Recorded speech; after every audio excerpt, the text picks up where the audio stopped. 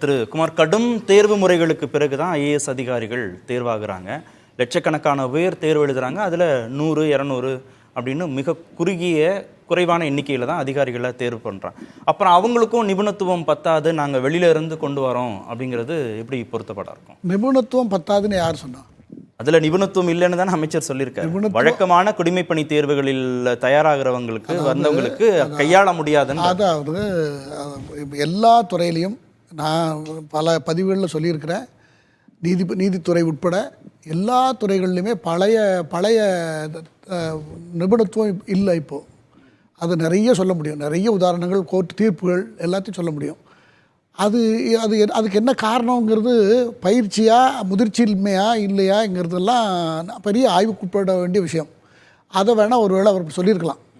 ஆனால் பொதுவாக இன்ஜினியரிங் முடித்தவங்க உள்ளே வராங்க, மெடிசன் முடித்தவங்க உள்ளே வராங்க, லா முடித்தவங்க உள்ளே வராங்க. இவங்களுக்கு எந்த துறை சார்ந்த நிபுணர்கள் வேணுமோ அந்த துறையில் பட்டம் பெற்றவர்கள் ஐஏஎஸ் அதிகாரிகள் எடுத்து நியமனம் பண்ணுறதுல என்ன சிக்கல் வந்துட போகுது? அதுதான் இல்லை, அது ஒன்றும் சிக்கல் அதாவது மொத்தத்தில் அங்கே ஷார்ட்டேஜ் இருக்குது, நிறைய ஷார்ட்டேஜ் இருக்குது. இதுக்கு முன்னெல்லாம் மாநிலங்கள்ல இருந்தால் திரு பாலச்சந்திரன் அவர்களுக்கு தெரியும், நாங்கள்லாம் பேசியிருக்கோம். ஷார்ட்டேஜ் இருக்குன்னா ஷார்ட்டேஜ் இருக்குது. தமிழ்நாட்டு மாநிலங்கள்லேருந்து போய்கிட்டு இருந்தாங்க, அதிகாரிகள்லாம் போய்கிட்டு இருந்தாங்க. வழக்கமாக நடந்தது ஒன்று தான். அதே போல் காங்கிரஸ் ஆட்சி காலத்துலேயும் இந்த மாதிரி ரெக்ரூட்மெண்ட் நடந்திருக்கிறது. இல்லை, காலி பணியிடங்களை தானே நேரடி தேர்வு மூலமாக நிரப்பணும். ஆமாம், அதற்கு லேட்டரல் என்ட்ரி மூலமாக நியமிக்கிறதுங்கிறது எப்படி சரியான நடைமுறையாக இருக்கும்? இல்லை நடைமுறை இது not only after independence Congress மட்டும் செய்யலை. நீங்கள் நம்மளை ஆண்ட உலகத்தை பூரா தன் காலடியில் வைத்திருந்த பிரிட்டிஷ் அரசாங்கத்தில் நீங்கள் வாரங்க, இவர் நம்ம ராபர்ட் கிளைவெல்லாம் ஒரு கிளார்க்கு. அவங்களுக்கு திறமையை பார்த்து இவர்கிட்ட அந்த பொறுப்பை படித்த செய்வாருங்கிற நம்பிக்கையை வச்சு அரசாங்கம் கொடுக்குறது. வாரன் ஹேஸ்டிங்ஸ், நீங்கள் காரன் வாலிஸ்லாம் எடுத்துக்கிட்டிங்கன்னா, காரன் வாலிஸ் நல்லா படித்தவர். அவர் காலத்தில் வெல்லஸ்லி இவங்கெல்லாம் இங்கே வந்து இந்த நாட்டுக்கு வந்து போலீஸை கொண்டு வந்தது, நீதிமன்றங்களை கொண்டு வந்ததெல்லாம் இவங்க தான். அப்போ உறுதியாக இருந்திருக்கலாம். அதாவது இல்லை, அரசாங்கம் பல்வேறு துறைகளில் இருந்து திறமையானவர்களை தேவையான இடத்திற்கு நியமனம் செய்தால் இதை சாதிப்பார்கள் என்று அரசு முடிவெடுப்பதற்கு அரசுக்கு உரிமை இருக்கிறது. மக்கள் அந்த உறுதியா இருந்திருக்கலாமே. இல்ல, உறுதி இருக்கிறதுக்கு அதாவது உறுதி இருக்கிறது இல்லாததுங்கிறது வந்து பாரதிய ஜனதா கட்சி ஒரு அரசியல் கட்சி. இப்போ உங்களுக்கு மெஜாரிட்டினா யதார்த்தமாக உண்மையை சொல்கிறேன்.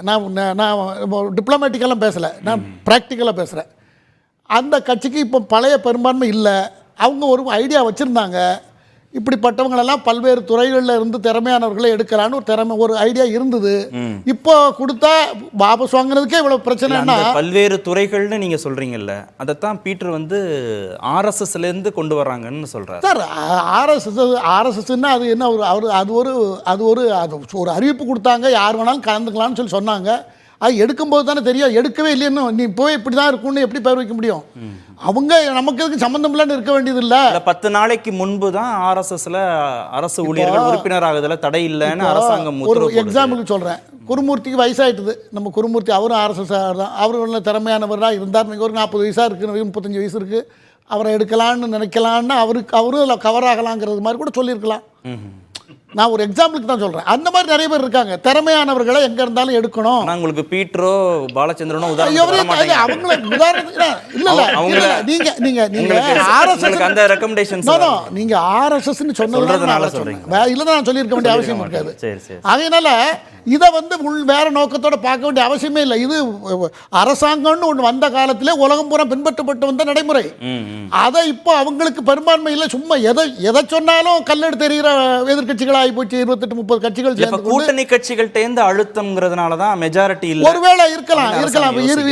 ஓடுற குதிரை, அதாவது நம்மளே ஏன் கல்லெடுத்து அடிப்பானே, ஏதோ எல்லாம் நடந்துட்டு இருக்கு, நம்ம ஒரு முயற்சி எடுத்தோம், இப்படியெல்லாம் எதிர்ப்பு பண்ணி அதுக்கு ஒரு பெரிய போராட்டம் நடத்தி எல்லாத்தையும் நிறுத்துவாங்க, சரி போட்டோம் அப்படின்னு பண்ணியிருக்கலாம். இது முதிர்ச்சியான ஒரு செயல்பாடாக தான் நான் பார்க்குறேன். இதில் ஒன்றும் பயந்தா கூட நியாயமானது தான். அறிவிப்பை விட பயந்தா கூட பயந்துட்டாங்கன்னு வைங்க, அப்படியே நம்ம எடுத்துக்குவோம். அப்படி எடுத்தால் கூட அது கூட ஜனநாயக முறைப்படி எல்லாரும் எதிர்ப்பையும் சம்பாதிச்சு ஏன் நம்ம செய்யணும்னு தானே தோணியிருக்கோம். அதனால் அதை தப்புன்னு சொல்கிறதுக்கு அதில் ஒன்றுமே இல்லை. முதிர்ச்சியான முடிவுன்னு தான் நான் சொல்லுவேன்.